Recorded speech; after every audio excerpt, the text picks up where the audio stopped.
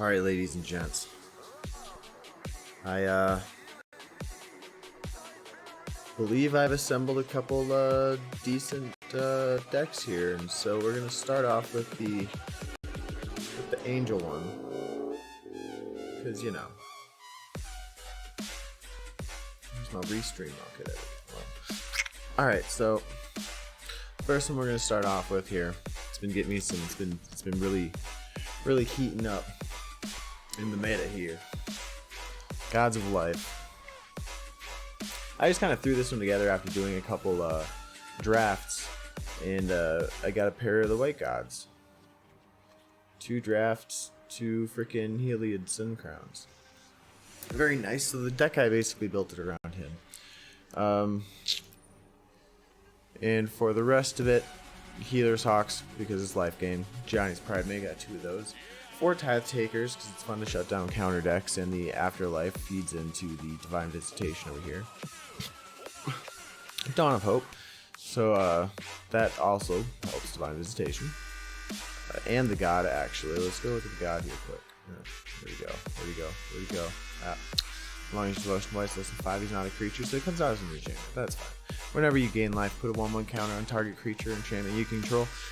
That's a life gain gold mine. Plus, you can give a creature life gain. So even if they took out my Healer Hawk, say I get an ideal hand of Healer Hawk, Ajani's Pridemate, and Heliod Sun Crown. So they take out the Healer Hawk to stop the Pridemate's growth because they got like a cheap flyer or something like that, or just a first turn shock. Say it's a red deck, then Ajani and Heliod can still work together. Hopefully I'm not mana locked because it does cost 2 mana to give him lifelink, but then he would put a counter on himself, and then because he got lifelink, Heliod would put another counter on him, so you would get fast, like powerful, really fast. Hold on, having a bit of an audio issue here. Alright. Then we go to Flicker of Fate. 4 of these because it is clutch with almost anything in this deck. You can use it to do tricks as far as like depowering other creatures. Say they've got something that's all tokened the hell up and it's got freaking like 14 counters on it. Boom, you can just erase all those tokens and it's back to its base stats. So all that work they would do, all the enchantments they have put on it, gone. So that's offensive. Plus you can use it to flicker things like Omen of the Sun. And one of my new favorite flickers is flickering Cavalier of Dawn, because when it comes out he destroys target creatures or target non-land permanent, so you can take out planeswalkers with it, and then if you used Flicker of Fate, then you would bring it back out onto the field, and then boom, they get 2 golems, but you could take out something like a Bloodthirsty Aerialist that's already been tokened up in a planeswalker they've got supporting it. I did that earlier today. It was so satisfying. Divine Visitation for Angel Creation, because we've got things like Tithe Taker brought back, so you can do blocks with Tithe Taker, get those spirits, which could be angels if that's on the field, and then boom, you get to bring them back onto the field to do it again later on. Heliod also helps just boost those angels up, or anything on the field up that it's with.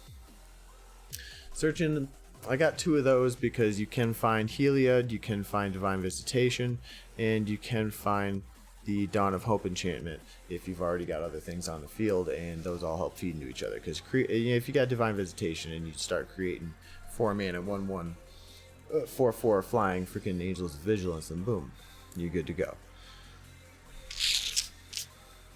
Citywide Bust, there's only 1, but it does actually come in handy, especially if I'm still only on low end tokens and haven't started crapping Angels. If I've started crapping Angels, then it kind of comes down to if they've used some kind of board wipe, then I might need to use it.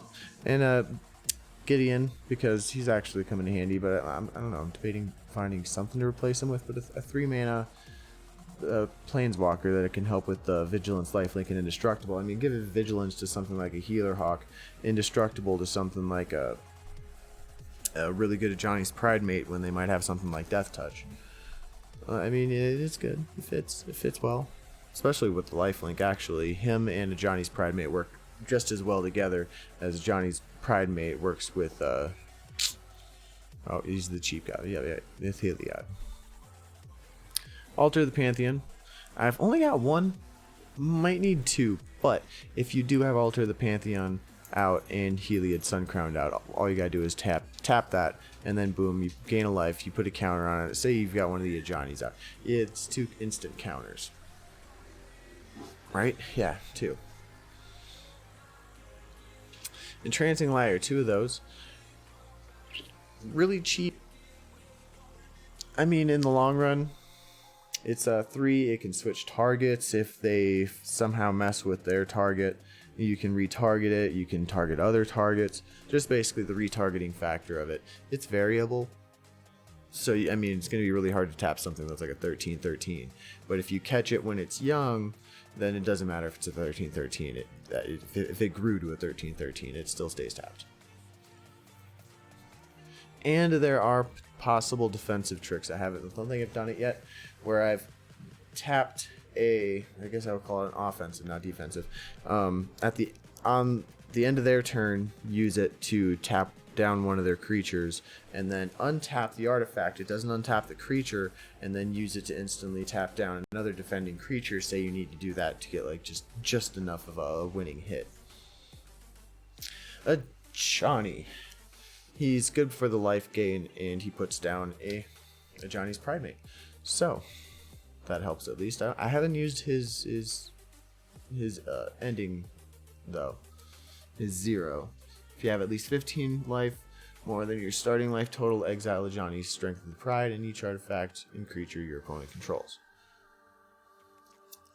I haven't done that yet, but it's a